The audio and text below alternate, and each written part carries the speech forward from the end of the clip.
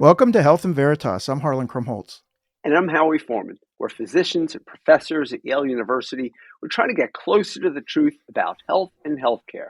This week, we'll be speaking with Dr. Elizabeth Arleo. But first, we'd like to check in on current health news or what's happening in medicine. And Harlan, what's getting your attention today? Yeah, I thought I'd just take a minute to talk about, again, these large language models, the chat GPTs of the world. Last week was the HIMSS conference, one of the largest conferences of health information technology was held in Chicago. And they had a series of announcements. One of the announcements was that this chat GPT, this interactive artificial intelligence system, where you can basically pose just about any question and it comes back with reasonable responses in whatever level of English or any other language that you're looking for. I mean, these things are just nothing short of remarkable, having been introduced just about 6 months ago. But that the one of the major electronic health record companies, Epic Systems, one that we use at Yale, is going to start integrating this into the electronic health record and be able to let healthcare professionals use it to improve their workflows. And look, this is something that's going to transform the world. I think it's really going to transform the world. And I've said this before that I liken it to the very beginning of the internet when the very first browser came out, Mosaic, and all of a sudden you could understand how this conceptual thing, the internet, which was only accessible to specialists, could now be available to everyone. And we've been talking about AI for a long time, but in general, AI for the general public and for a lot of professions has been for very narrow tasks.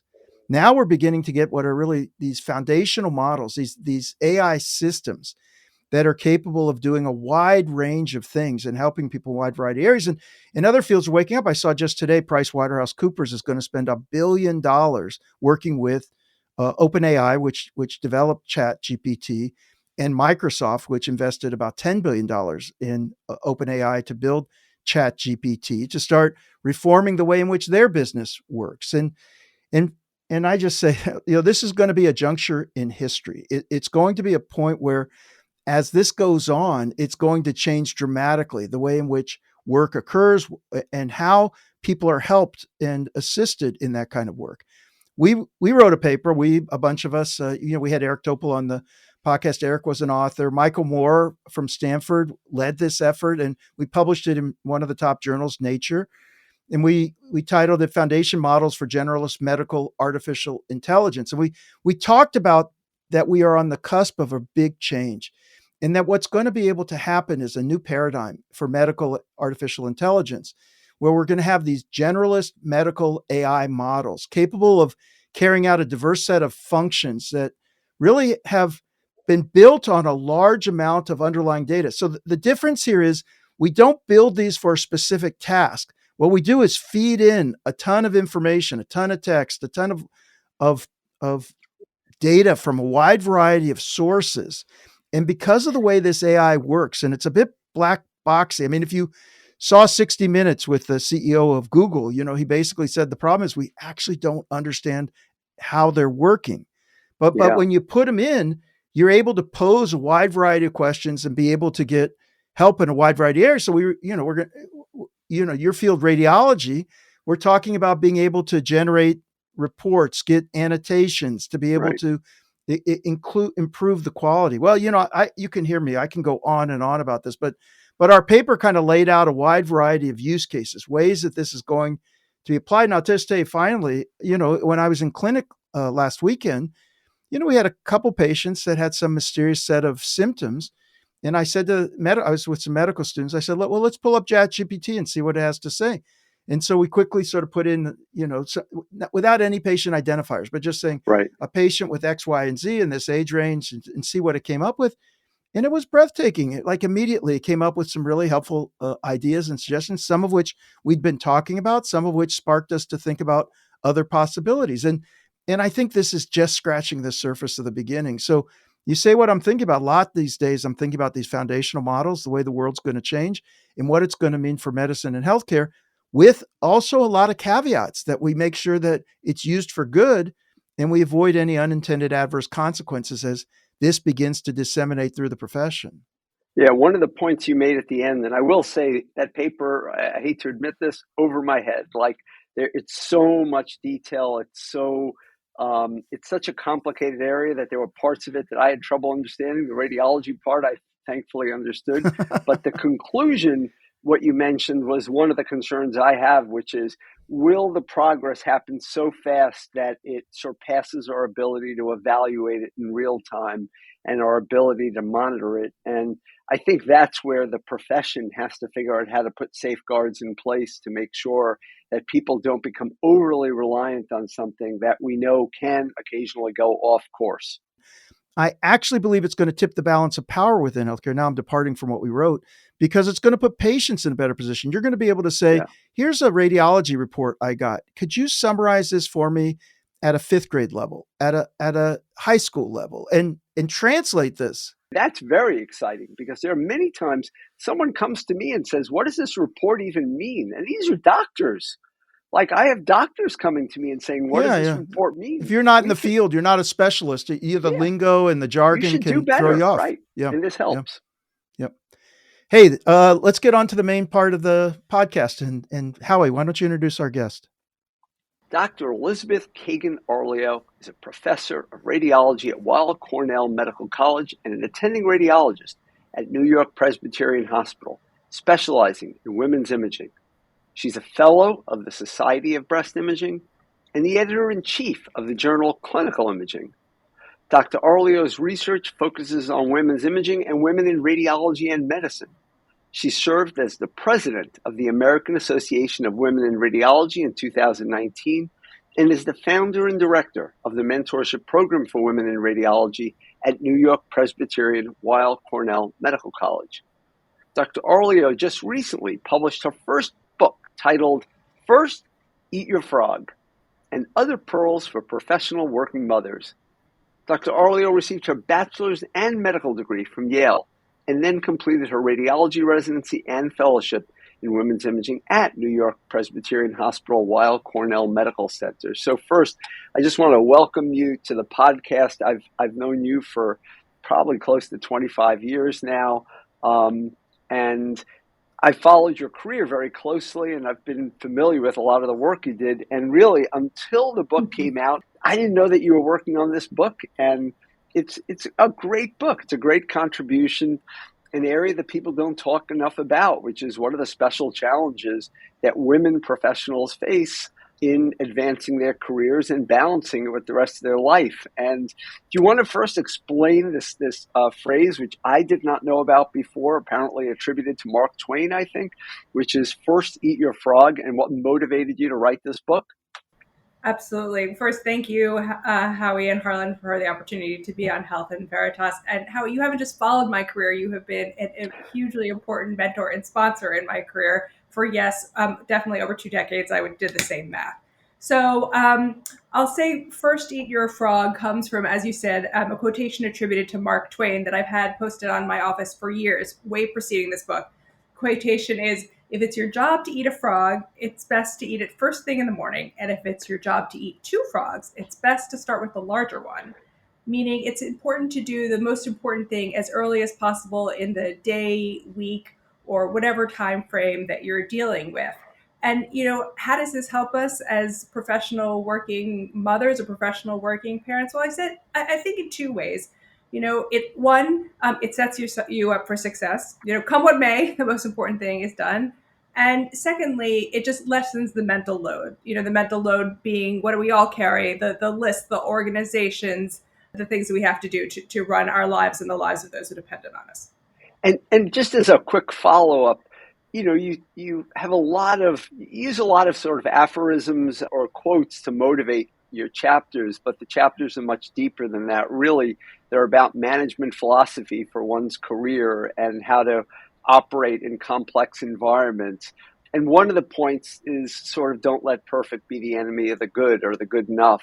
And I'm just wondering how that has motivated you, because quite honestly, you epitomize perfection. I mean, you do things meticulously, and I know that you speak about telling your children to call you out when you use the word perfect. Tell us about that.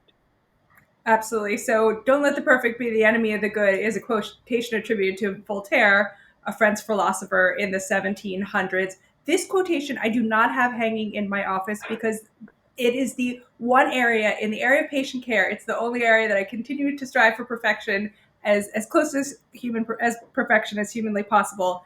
But otherwise, what I take it to mean as a recovering perfectionist is that if there's a task at work other than patient care or at home, instead of aiming for perfection, I try to be a satisficer. Like I'll set criteria for something, and once those criteria are met, that I'm done. So say I'm looking for a restaurant in New Haven, I want to hit, thin crusted pizza with good salads in walking distance. And then like once I hit bar pizza, I'm done. I'm not going to, continuously scroll through looking for the perfect restaurant because the perfect restaurant doesn't exist. And, it's helpful to remind yourself that perfection doesn't exist because striving for the unattainable can lead to feelings of anxiety and depression. So don't let the perfect be the enemy of the good. And if you listen to yourself and others, you'll be shocked to see how often the word perfect just peppers all of our speech. And I think it just sets up unrealistic language, and verbiage is really important.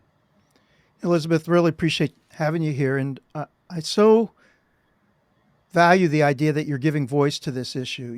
It's Howie says, too often it's sort of swept under the rug, and people are expected just to, be tough and sally forth and get through things. And to be able to have some advice and to know they're not alone and to talk about, what the realities are for that people need to face, I think are really important. By the way, in the frog thing, I always thought that was do the unpleasant thing first, because I always thought that was what that was associated with, but maybe it's do the most important thing too.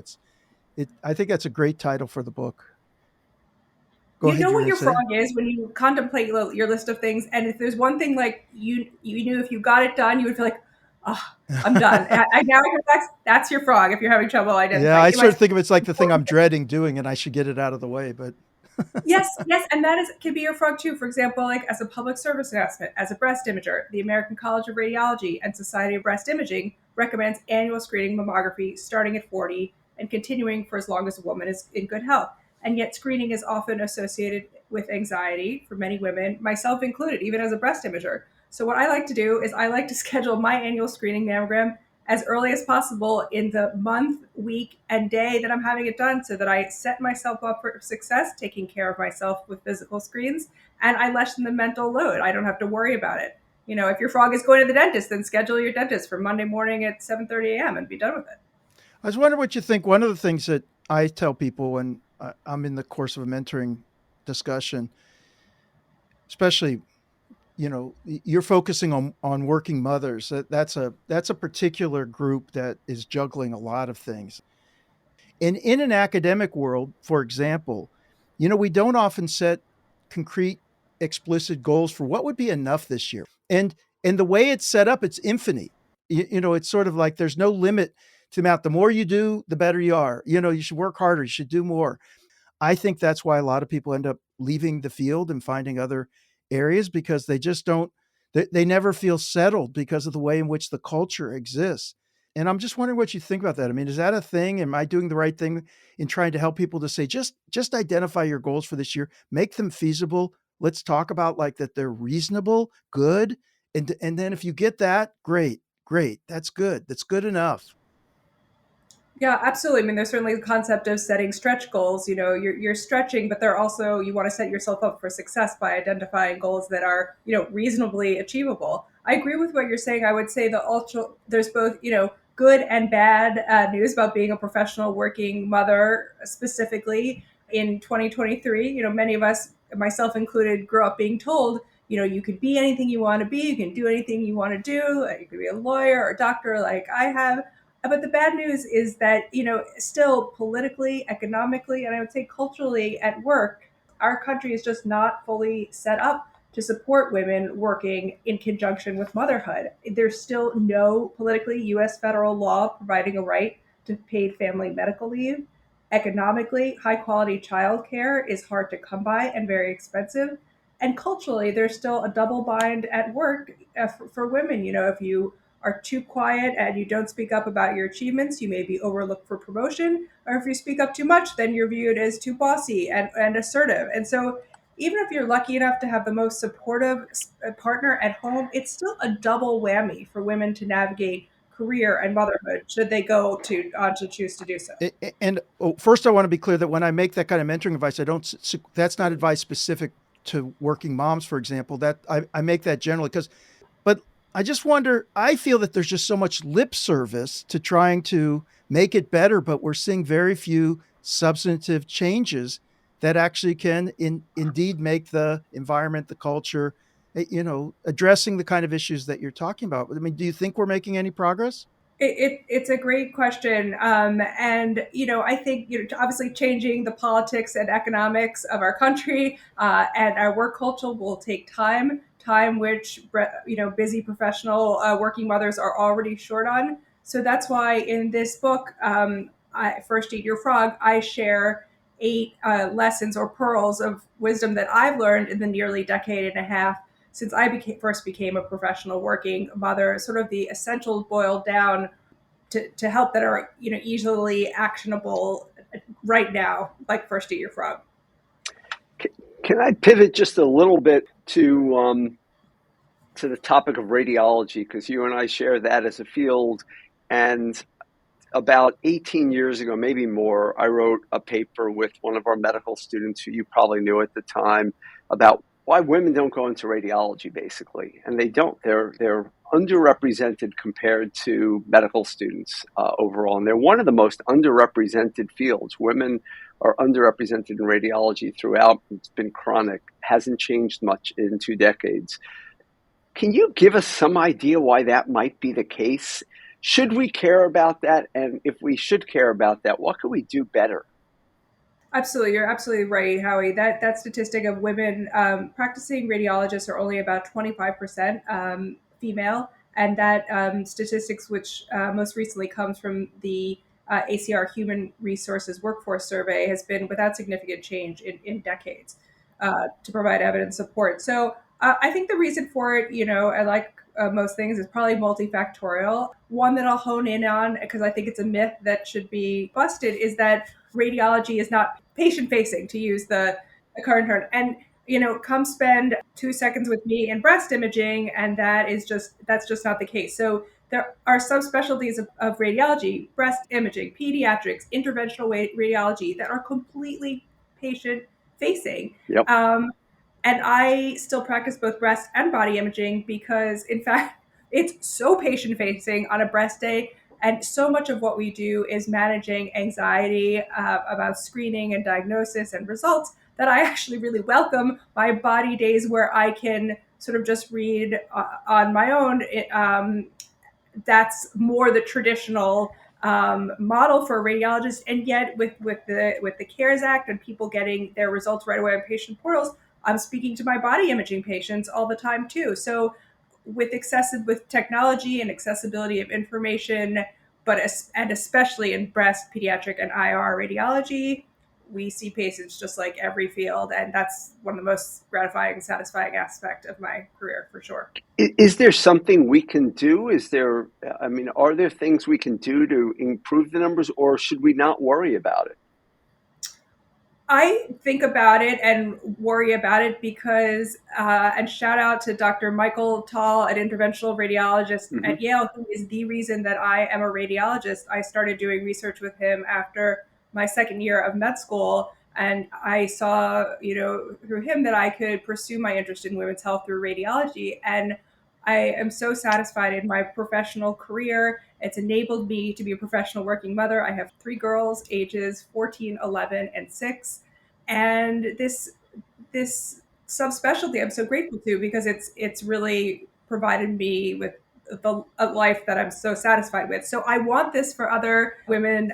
And so I think we can do something about it, as I think we are, by having more women in leadership roles as examples of what the future generation can do and can be. I'll let you two radiologists debate how to improve the profession. I want to get back to this book because I think I'm really fascinated by it. And to me, what you've done is to say, while we're waiting for the system to change, there are things that people can do, equip themselves, strategies people can undertake, because that's just the way things are, to actually make it work better for them. And, you said that as you reflected on this, there were a lot of pearls that you had. And I just wonder what kind of advice you have. I'd really like to hear that. Three of my favorites are, we've talked about two: first, eat your frog; second, don't let the perfect be the enemy of the good; and then my third favorite is, I think it's really helpful to think about time in 168 instead of 24-hour chunks. The equation is, we all have 24 hours a day, 7 days a week, equaling 168 hours. So the fact of the math is that even if you work 50 hours a week, which is more than most people, and you sleep 56 hours a week, which would be 8 hours a night, which sounds like absolutely delicious to most professional working parents, the fact of the matter is, you still have over 60 hours after work and sleep for yourself and your family, your friends, and your community. So it's not accurate to say, I don't have time for something. It just means it's not a priority, and that's fine. We all have different priorities. And to your point about goal setting, it's important to, pause and take the time to think intentionally about what our priorities are, because you can slot them in. And I think this really helps us as professional working parents, because it lessens the pressure. In other words, while you can't have it all or do it all within 24 hours, fact of the math is that when you think about it, elongated 168, you do have at least 60 hours to slot in those priorities. And that's very freeing. I just wonder, given, all the pressures on all sides, what was your work process to do this book? How did you sequester the time? Did you write a little bit every day? Did you just do it on the weekends? I mean, how did you approach this book?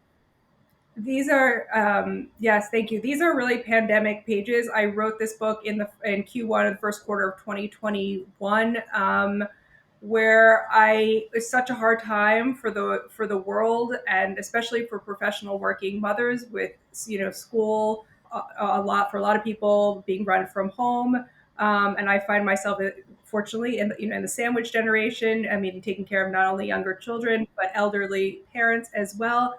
And it was another time where I felt so overwhelmed, as so many people in the world did, that I thought, like, how am I going to survive this? I gotta really boil it down to the essentials. Writing has always been therapeutic for me, and so I took the time each day and I wrote literally 30 days straight. And then some more, but I wrote it in Q1 and revised it in Q2 of 2021. And I have a wonderful literary agent who I also found through Yale, who helped connect me with my publisher. So writing's always been therapeutic, and so it helped me clarify my essentials and what I hope will be helpful to others as well. So it was really a sprint. You really had this sort of, inspiration that you needed to get through, right? I also participated in something called National Novel Writing Month in 2015. It's a November program where, I don't know if some people have heard of it, you're supposed to write 50,000 words in 30 days. Not perfect. Again, don't let the perfect be the enemy of the good, but just a draft. And I had always I didn't write fiction. I wrote a family history because I really wanted to get that down while as many people in my family were around. And in doing that, I saw that I could write 1,667 words within an hour, because that's how I was going to give myself an hour each day and done. And that exercise, 7 or 8 years ago, was super helpful, because now when I'm looking, what's the writing assignment? I know I can knock that out in an hour. Again, not perfect, but it's a draft I can work with. And having done that once, I knew that I could do it again with something that I lived every day. We are 5 months away from another breast cancer awareness month. And that's the 1 month of the year where everybody pays more attention, I'd say, to breast imaging and mammography and screening for breast cancer. But there's so much innovation in that space that I don't want to let you go today without having you actually speak to your professional area of expertise. Can you give our listeners some recommendations for their own health, as well as what you see as being the greatest innovations going on right now in breast imaging and the detection of breast cancer? Absolutely. There's a ton of innovation in radiology and in breast imaging, in particular. And I'll say that Yale is really out there as a player. Dr. Leanne Philpotts just presented at ARS a few days ago, an AI model showing near complete agreement between radiologists for classifying breast density. And AI really is at the top of the list, not only in breast imaging radiology, but the world in terms of innovation. So definitely AI. And Regina Hooley has 2 high-profile editorials in radiology in the past few months. So Yale Breast Imaging is really out there. I'll say, despite all this innovation and the excellence that AI is bringing for women, for patients, for anyone who's listening, still at this time, the number one thing you can do is annual screening mammography starting at 40 and continuing for as long as you're in good health for the average risk woman. And I've studied the data, and I remember I got into this field of research when I was 32. Mm-hmm. It was 2009, and the U.S. Preventive Service Task Force modified their screening recommendations, pushing the start date later to age 50 and every other year. And I just knew through my training, like, this is ridiculous. We see women with breast cancer in their 40s all the time. So I thought, let me study this, and by the time I turned 40, 8 years later, there will be no more controversy. Well, fast forward, I'm 45, and, there's still controversy, not among breast imagers, it's very clear to us, but there's still divergent guidelines, which are confusing not only for patients but also for our referring physicians. So bottom line, if you remember only one thing from this, aside from first eat your frog, annual screening mammography starting at 40 for as long as you're in good health. That's great. Well, Elizabeth, we can't thank you enough for taking the time to be with us. We wish you the very best of luck with the book. I know it can do a lot of good. A lot of people will benefit from the kind of wisdom that you're sharing. I'm just amazed by all the things you're doing, actually. Raising your family, very successful career, and now a published author. It's terrific. And we're so much appreciate you being here with us. Thank you so much for the opportunity. I really, really appreciate it. Well, that was a terrific interview. I'm so glad that we had her on, and how it's so nice that you've been able to mentor people over a period of years and to see their careers really flourish and them to be doing so many different things. Why don't we get to pivot to your part of the podcast? What's on your mind this week? Yeah, so, right as the pandemic was hitting, other public health crises sort of fell by the wayside. And one of them was the pandemic of e-cigarette use and abuse, particularly by adolescents and children, and the associated illnesses, most notably what is called E-Valley, or e-cigarette or vaping use associated lung injury, a very real pathology affecting the lungs.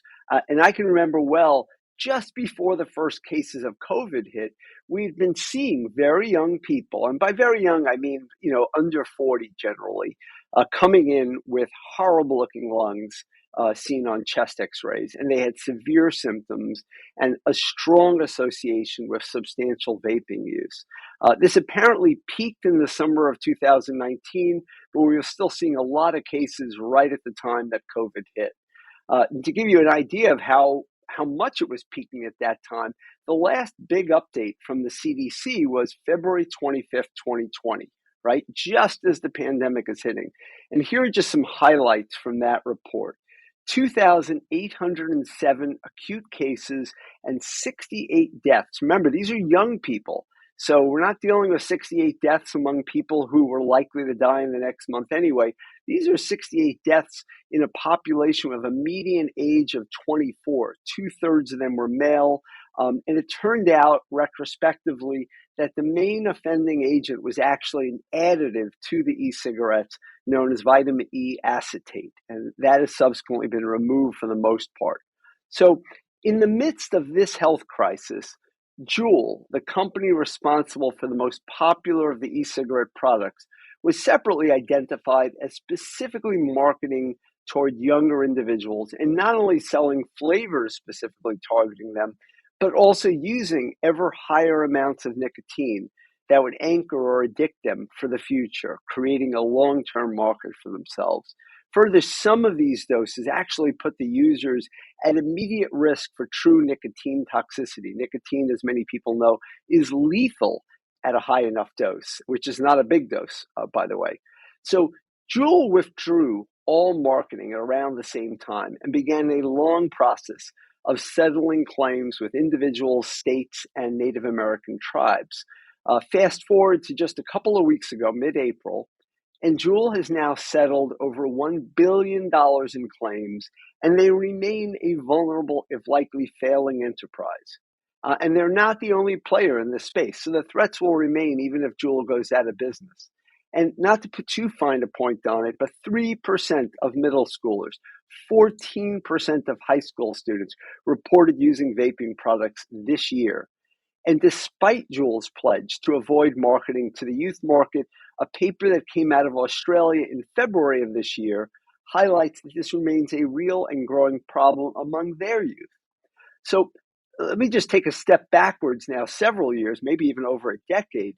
The original case for vaping and e-cigarettes has always been strongest as a means for those who are already addicted to cigarettes to transition away from the harmful effects of tar and possibly wean off nicotine if they could. The evidence for this is supportive, but real risks remain for vaping, even among adult populations, even in the most controlled settings. Regulations around vaping and e-cigarettes remain in place. They likely need to be strengthened if we're going to avoid causing yet more harm to the youngest among us. It is an ongoing public health challenge. I don't think we have all the information that we need, but it is something that we should continue to pursue and address it directly. That's great, Howie. Thanks. You've been listening to Health in Veritas with Harlan Krumholtz and Howie Foreman. So how did we do? To give us your feedback or to keep the conversation going, you can find us on Twitter.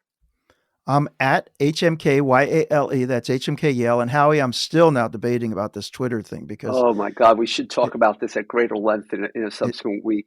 I want to just take a quick break right now to say that this is Jenny Tan's final week serving us as our No, say it's not assistant. true. Say it's not true. It is true. No. She's going to graduate in 4 weeks.